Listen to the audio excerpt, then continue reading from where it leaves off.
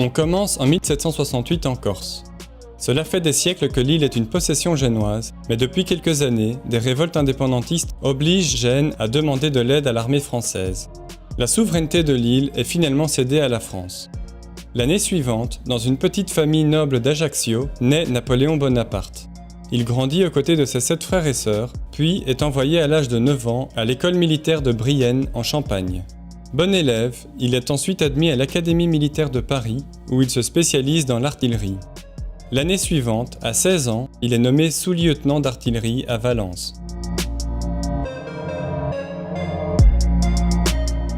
En France, la situation économique est catastrophique. Les récentes guerres de 7 ans et d'indépendance des États-Unis ont vidé les caisses du pays. Le roi Louis XVI, en difficulté, convoque à Versailles les représentants du clergé, de la noblesse et du tiers-état, c'est-à-dire du peuple, pour trouver ensemble une solution à la crise.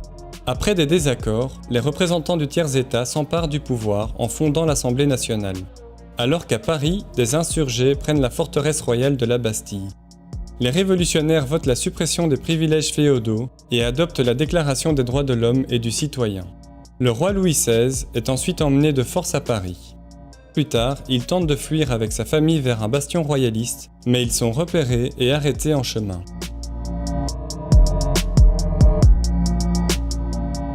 Dans un premier temps, les monarchies européennes restent distantes par rapport à la Révolution, voyant l'affaiblissement du concurrent français comme une bonne chose.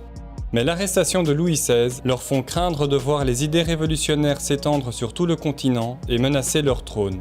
La Prusse et l'Autriche s'allient alors dans le but de restaurer la monarchie française. La guerre commence alors que les armées françaises sont en mauvais état. Face à l'avancée des armées alliées sur Paris, des révolutionnaires sont pris de panique et exécutent tout opposant à la Révolution.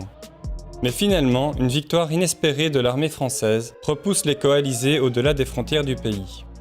Les révolutionnaires reprennent confiance et proclament la République.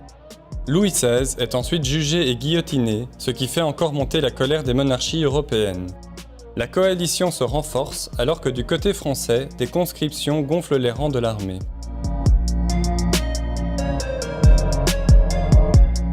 Au sein du pays, des mouvements royalistes et contre-révolutionnaires provoquent des guerres civiles. Napoléon et sa famille, qui soutiennent la Révolution, sont chassés de Corse par les indépendantistes.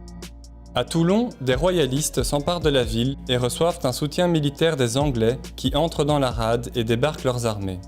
Après un premier échec français pour reprendre la ville, Napoléon est convoqué pour remplacer le commandant d'artillerie qui s'est blessé. Il analyse la situation et propose un nouveau plan. Au lieu d'attaquer par le nord, il propose de s'emparer des forts situés au sud de la rade afin d'y installer son artillerie et d'harceler la flotte anglaise. Son plan est un succès, la ville est reprise en 2 jours. Le rôle décisif de Napoléon lui vaut d'être promu.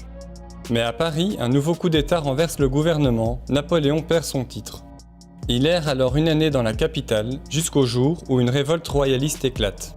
Il est chargé de mater la rébellion, c'est l'occasion pour lui de montrer sa loyauté vis-à-vis du nouveau gouvernement. Il ordonne à ses hommes de tirer sur la foule, faisant 200 morts et mettant fin à l'insurrection. Napoléon est remercié en obtenant le commandement de l'armée française d'Italie.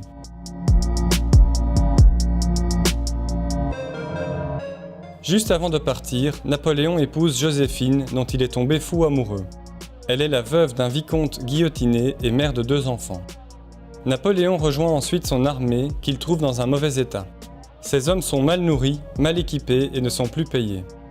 Napoléon s'impose rapidement comme un chef charismatique et réussit à motiver ses troupes en leur promettant les richesses du nord de l'Italie. À ce moment, il s'y trouve 2 armées, une piémontaise et une autrichienne. En infériorité numérique, Napoléon sait que si elles s'unissent, il n'aura aucune chance. Son plan est alors de les prendre de vitesse en s'immisçant entre elles et en les combattant séparément. Le 10 avril, il lance son armée. Le plan fonctionne et en quelques batailles, il soumet le royaume de Piémont-Sardaigne.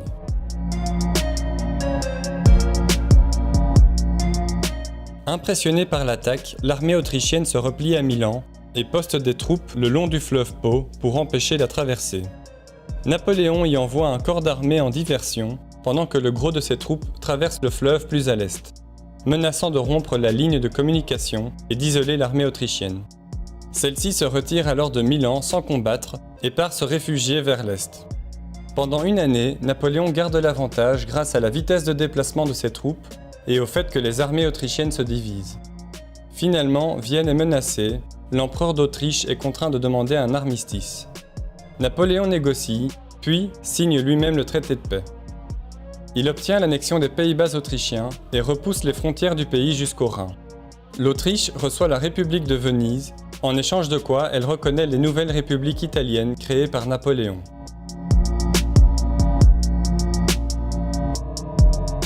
À son retour à Paris, Napoléon est accueilli en héros. Le gouvernement lui propose maintenant d'envahir la Grande-Bretagne, le dernier ennemi de la France. Mais l'Angleterre maîtrise les mers et Napoléon est conscient du risque que cela engendre. Il propose plutôt de s'attaquer aux Britanniques là où ils ne l'attendent pas. En s'emparant de l'Égypte, il pense pouvoir menacer l'importante colonie britannique des Indes. Le gouvernement accepte la proposition. Pour eux, ce jeune général, un peu trop ambitieux et influent, est moins dangereux en campagne. Napoléon part alors de Toulon avec des centaines de navires transportant une armée de 40 000 hommes. En chemin, il s'empare de Malte, alors que l'amiral britannique Nelson, qui ne connaît pas sa destination finale, part à sa recherche. Il arrive avant Napoléon à Alexandrie, puis continue ses recherches plus au nord.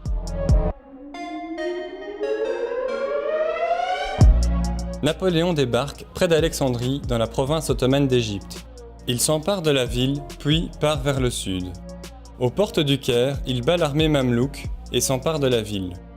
Mais au nord, les navires britanniques finissent par trouver la flotte française qu'ils détruisent complètement. Napoléon et son armée sont coincés en Égypte. En Europe, l'information circule et motive la création d'une seconde coalition anti-française à laquelle se joint l'Empire ottoman. Napoléon remonte alors vers l'est, s'empare de villes en chemin, puis entame le siège de Saint-Jean d'Acre. Mais la résistance ottomane, appuyée par les Britanniques, empêche la prise de la ville. Napoléon apprend alors que les Britanniques préparent le débarquement d'une armée ottomane à Alexandrie. Il part alors à leur rencontre et remporte la bataille avec ses derniers soldats disponibles. Puis, apprenant la situation compliquée en France, il part seul, laissant derrière lui le reste de son armée.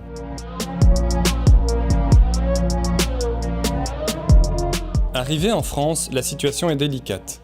Les armées autrichiennes et russes reprennent le nord de l'Italie, alors qu'à Paris, il règne toujours une instabilité politique. Napoléon, qui a le soutien de la population et de l'armée, participe à un coup d'État et se nomme le premier consul pour les 10 années à venir. Il est désormais à la tête du pays qu'il peut réformer à sa guise.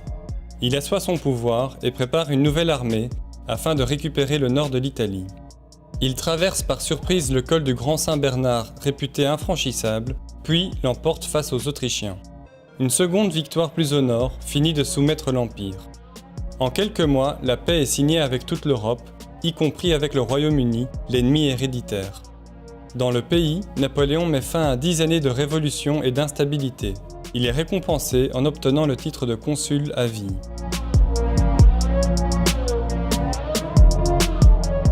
Napoléon profite de la paix pour réformer tout le pays. Il réforme l'administration, l'économie, l'éducation, il entame l'écriture du code civil et restructure complètement les armées du pays. À l'extérieur, il continue sa politique expansionniste et interventionniste en redessinant les frontières à sa guise, ce qui irrite les autres puissances et surtout le Royaume-Uni, pour qui la France représente un trop gros danger.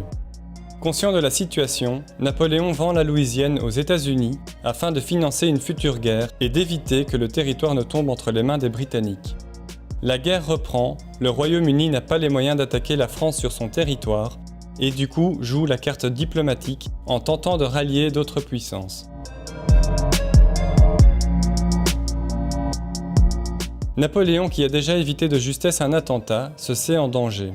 Il veut alors pérenniser le nouveau modèle français en faisant un empire.